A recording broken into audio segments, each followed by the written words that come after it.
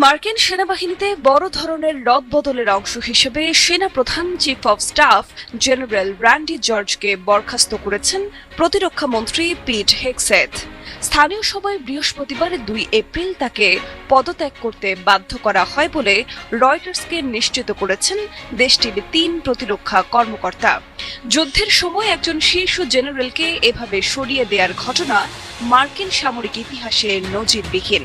Pentagon এক বিবৃতিতে জানিয়েছে, 41তম সেনাপ্রধান হিসেবে দায়িত্ব পালন করা জেনারেল জর্জ অবিলম্বে অবসরে যাচ্ছেন।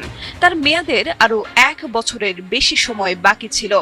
একই সঙ্গে সেনার রূপান্তর ও প্রশিক্ষণ কমান্ডের প্রধান জেনারেল ডেভিড হোডনি ও চ্যাপলাইন কোরের প্রধান মেজর জেনারেল উইলিয়াম গ্রিনকেও বরখাস্ত করেছেন সাবেক ফক্স নিউজ সঞ্চালক ও বর্তমান প্রতিরক্ষা মন্ত্রী হেগসেথ।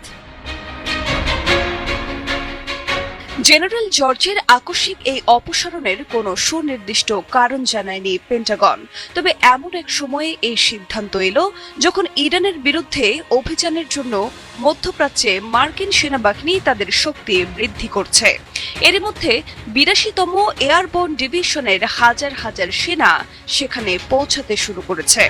জেনারেল র্যান্ডি জর্জের পরিবর্তে বর্তমানে সেনাবাহিনীর ভারপ্রাপ্ত প্রধান হিসেবে দায়িত্ব পালন করবেন vice chief of staff general Christopher লানেভ।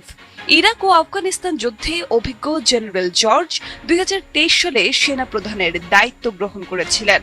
তার এই বিদায়ে পেন্টাগনের নেতৃত্ব পর্যায়ে অস্থিরতা আরও বাড়বে বলে ধারণা করা হচ্ছে।